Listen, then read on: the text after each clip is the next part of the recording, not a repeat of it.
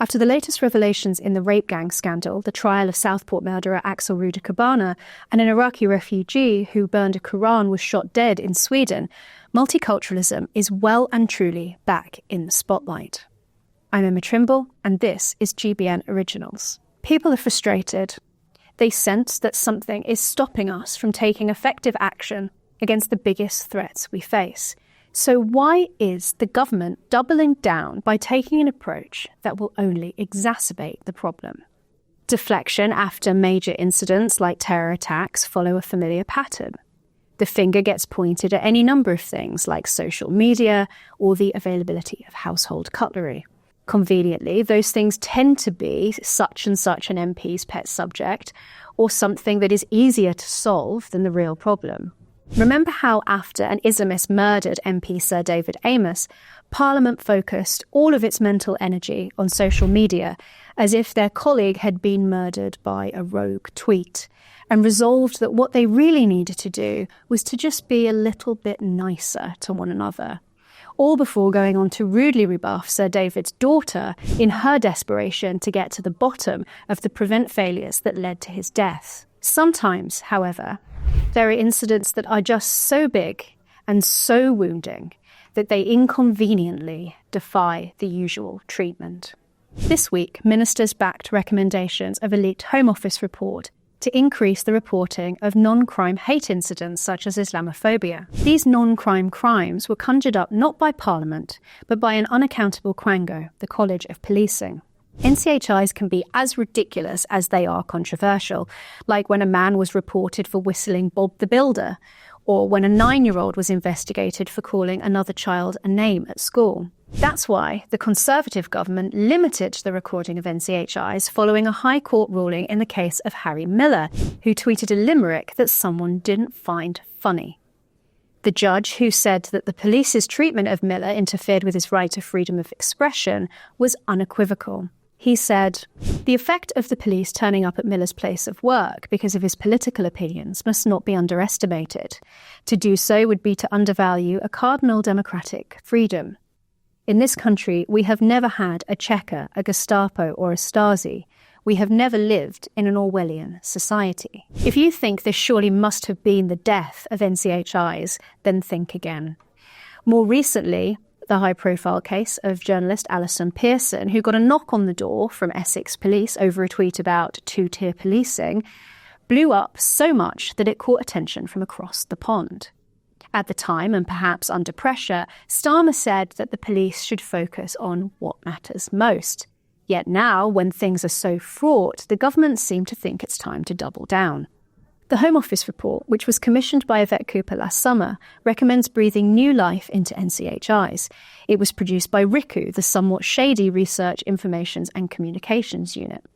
Now, I don't know about you, but I don't trust RICU to decide what counts as an NCHI. After all, the report classes talk of two-tier policing and the alleged problem of grooming gangs as right-wing extremist narratives. And if that sounds familiar, well, it's because we've been here before. Back in 2023, William Shawcross, the then independent reviewer of Prevent, expressed concern that RICU was less than even-handed in its approach to Islamist ideology and the far right.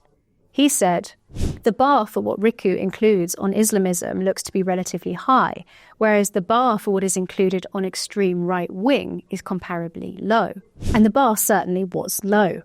He found that material they regarded as indicating far-right radicalisation included books by conservative authors like Peter Hitchens and Douglas Murray, TV shows like The Thick of It and Great British Railway Journeys, classical philosophical texts, and works by authors like C.S. Lewis, Tolkien, Aldous Huxley, and you cannot make it up, George Orwell. Perhaps the reason for this imbalance is that since the War on Terror, successive governments have wanted to tackle Islamist extremism without looking like they're targeting Muslims.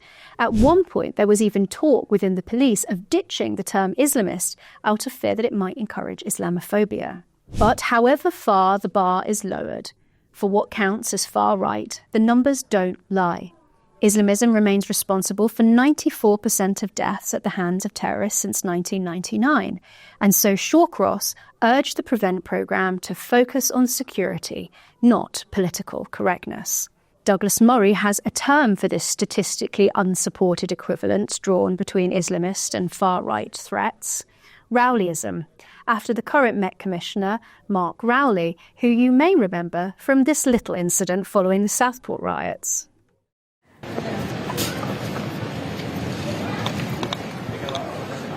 we going to aim two-tier policing, sir? You can see how all of this is going to backfire horribly, because it's leaning into the source of the problem. Let's start with grooming gangs. It's well evidenced that those in positions of authority turned a blind eye because they were afraid of being called racist, and that some mirage of community cohesion was prioritised over justice for the victims. Here's what the Casey Review found in 2015. Those with the power to act chose to defend community cohesion and political correctness over the vulnerable people in their care, and that destroying evidence of perpetrator ethnicity and shutting down services was preferable to confronting criminals from a minority ethnic community. Such was the fear of offending local cultural sensitivities. You've got quite a serious problem on your hands if justice and community cohesion are incompatible, wouldn't you say? The idea that talking about grooming gangs could be considered far right and earn you an NCHI is only going to cement the problem. And what about Southport? Well, as Kemi Badnoch has called out, Starmer hardly took an even-handed approach. When angry protests turned into riots last summer, Starmer was fast and loose calling them far right and insisting the gang of thugs would face the full force of the law, because he clearly wanted to send a message. The Home Office even tweeted this, calling those who had been arrested criminals before they'd even been convicted of anything. Some of them, keyboard warriors, got relatively hefty sentences. Starmer didn't seem terribly concerned about prejudicing their trials, and showed himself willing to use his weight to expedite the trials in order to get them sentenced quickly. Yet, when it came to the Southport killer, Starmer insisted that he couldn't say a thing without prejudicing the trial, and now refuses to make exceptions to ensure that Rudy Cabana, who set out on his killing spree just short of his 18th birthday, serves a whole life sentence. Instead, it's not beyond the realms of possibility that he might one day walk our streets freely again. Jonathan Hall Casey, the government's own reviewer of counter-terror legislation, says that this is not so. He says that the government was overly cautious and could actually have released more information without prejudicing the trial. They could have applied for a court order to release his name sooner. In fact, Hall thinks that the vacuum created by the government's silence might have been more prejudicial because the jury could hardly avoid seeing speculation. So what explains all this? Well, as with grooming gangs, the spectre of community cohesion may be at the centre of their reasoning. Whether iron-fisted with some or light touch with others, the decisive factor appears to be fearfully keeping a lid on things. Unfortunately, when the pan is boiling over, forcing the lid on isn't much use. But this is precisely what bigging up NCHIs would do. It's obvious. It will make us less able to get to the bottom of the problems we face, less able to call them out, less able to hold people accountable, and less able to get justice for victims. NCHIs are the foot soldiers of toxic multiculturalism. Think about it. It will do nothing but entrench the motivations of those who turn a blind eye and pile heaps of obfuscation onto every complicated problem thrown up by a multicultural society that is riven by incompatible cultural and moral conflicts. Remember when protesters chanted this directly in front of a line of police officers?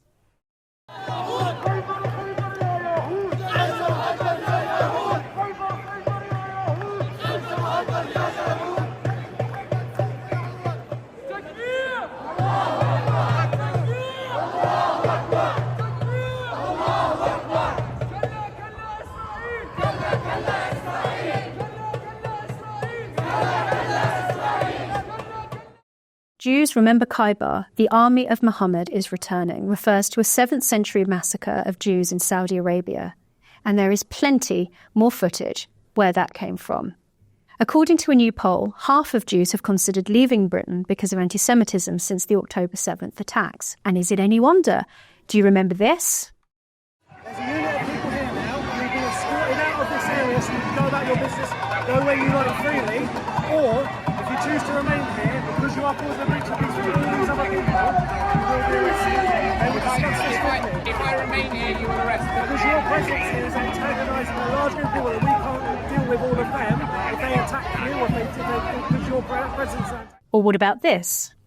I've just had one of the most disturbing experiences in 9 years at Campaign Against Anti-Semitism. We've got billboard vans which have been driving around London showing the faces of the children kidnapped by Hamas with the call to bring them home. That's all that's on the billboard vans. I got a call from the volunteers who were shooting the pictures, really shaken up. They'd been stopped by protesters.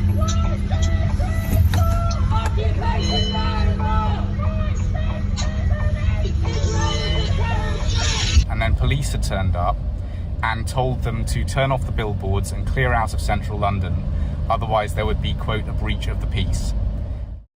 Its defenders will tell you that multiculturalism favours the marginal, but this is not true. Multiculturalism favours the strong, the bully and the aggressor, and tramples on the weak, the victims, and the smallest minorities, including minorities within minorities like women, apostates, and gay people. Multiculturalism is a recipe for injustice. You know it's wrong. But will you criticise it if the police come to regard accusations of two-tier policing as far right and risk getting an NCHI? And what do you think will count as an NCHI for Islamophobia? Even if it isn't the law, the Labour Party have already adopted the controversial, vague and endlessly elasticated definition of Islamophobia proposed by the All-Party Parliamentary Group on British Muslims.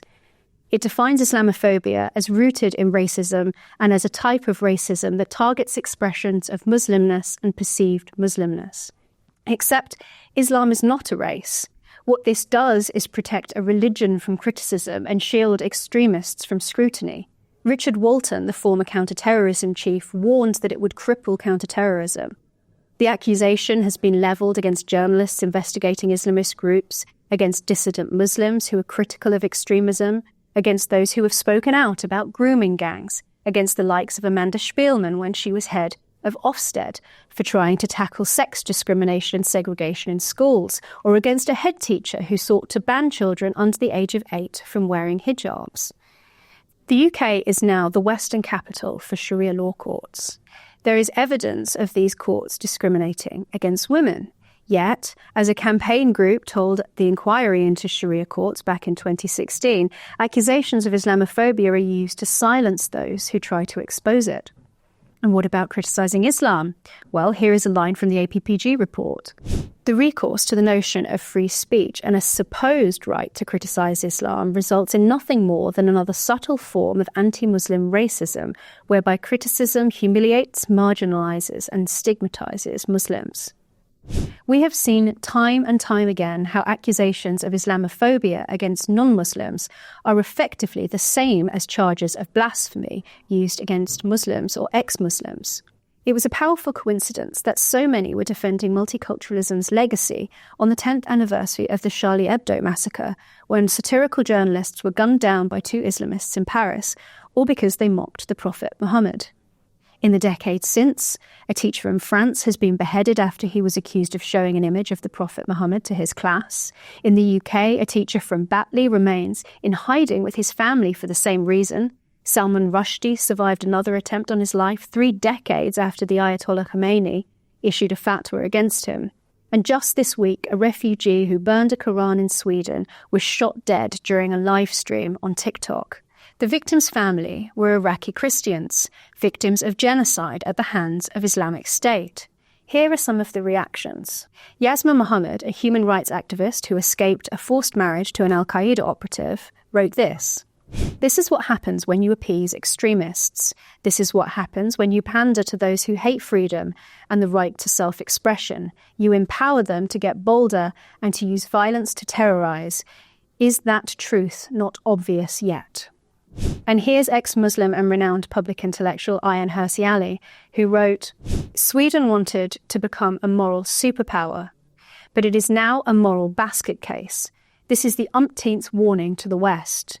Do not appease intolerance. It does not buy you peace or quiet. It only emboldens the aggressors. In only November last year, one Labour MP actually called for the introduction of blasphemy laws, including the desecration of sacred texts. So, has multiculturalism failed? Well, in Britain in 2025, would I be safe holding up an image of the Prophet Muhammad in public?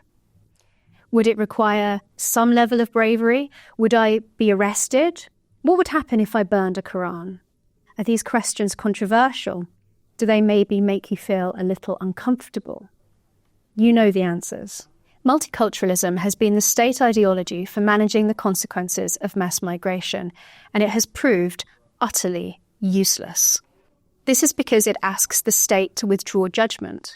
It says that a demand for integration is oppressive and can't be justified. It tells us that any partiality to the existing population or the majority culture can't be justified. And so we must open ourselves, our home, and our resources to the entire world. There can be no reasonable limit on what we will accept. We know that this is wrong, but we've lost the language to explain why, and what's worse, we fear the consequences of trying to explain why. The cultural relativism that underpins our multiculturalism is bankrupt. As the philosopher Sir Roger Scruton wrote, "A writer who says that there are no truths, or that all truth is merely relative, is asking you not to believe him, so don't." Yet even when leaders like David Cameron and Angela Merkel declared the death of multiculturalism almost 15 years ago, we continued with it anyway, because it was already too late. We'd already lost sight of our moral centre. The authority of the state had already been sold off, along with the tools to make judgments. And so we find ourselves paralysed, and this Labour government sees only one route forward: to lean into the disaster that we have created for ourselves in the hope that we can keep a lid on it. But that will only lead to further injustice.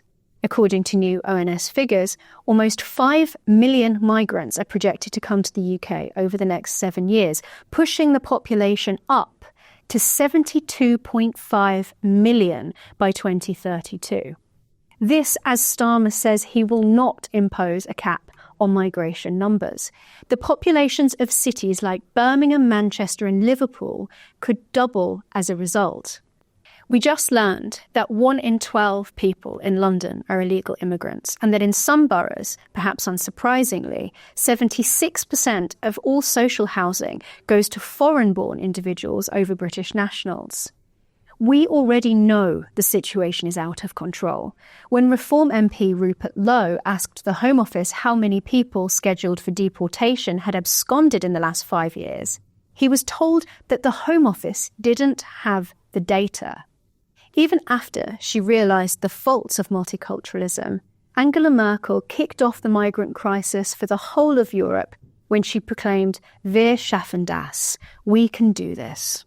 As it turns out, we can't do this. We don't have the means of managing it, and the only model that we have has led to disaster. Labour's approach of doubling down is only going to make it a whole lot worse. Thank you for watching, and don't forget to subscribe to GB News' YouTube channel.